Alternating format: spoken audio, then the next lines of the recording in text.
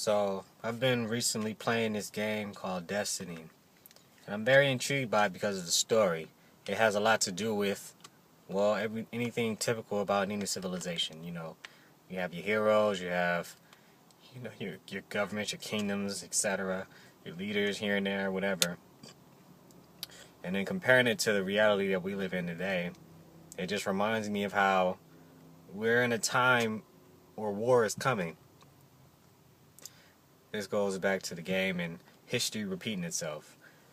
A famous man once said that before the world resets, it's always a massive war. And I figured because video games as such are always like subliminal messages telling us, it gives us hints about life. See, we don't take it serious because it's a video game. It's something that we created, people created. Yet still, it's always a message in any and everything. So, what I'm basically getting from it is that life itself is a game created by the gods. But yet, being a game, we have to take it very seriously. Because unlike the video games that we play, you don't get no resets, no respawns. You get one chance.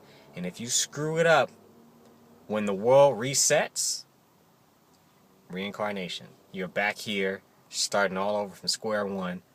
No memory, just experience. Just life.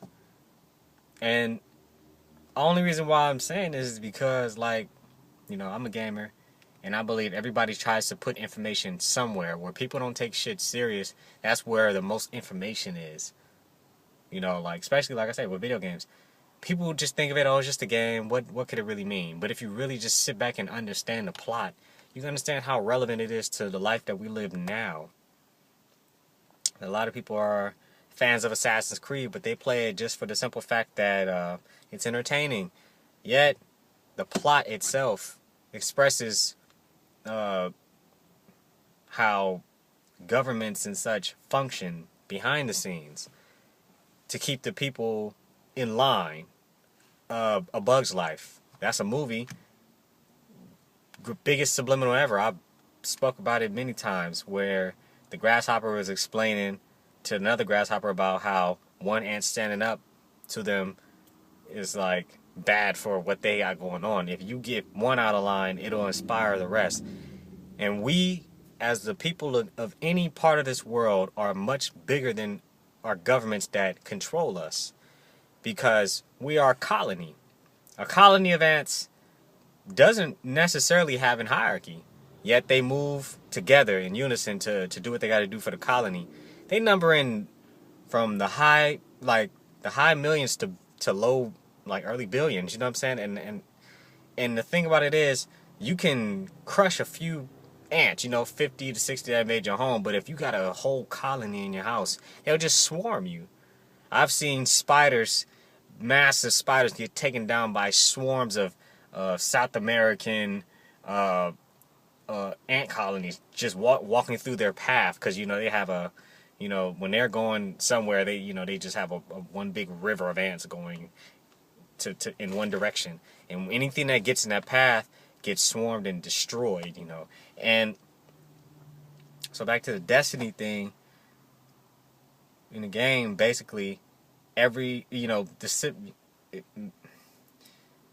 were at the golden age where they discovered a deity that gave them the ability to live beyond Earth.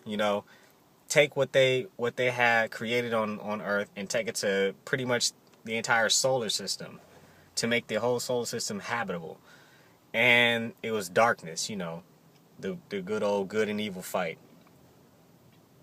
But that's it. We were once at a golden age, and now everything is being slowly dismantled. And when war comes, that's pretty much the point where everything's going to be reset. Just like in the Bible, Revelations, that's the reset. You have the Genesis. No. Yeah, is it Genesis? I believe Genesis, because Exodus is when they left such and such. But you have your Genesis, the beginning. And then you have your Revelation. And they call it Revelations because it's supposed to reveal to you the point. that most people miss. That if you don't utilize what gift that you have, or not even a gift, if you don't utilize this life right to make a difference, you're going to keep going or coming back dealing with the same shit with the loss of memory over and over and over again for eternity until you get it right. That is hell.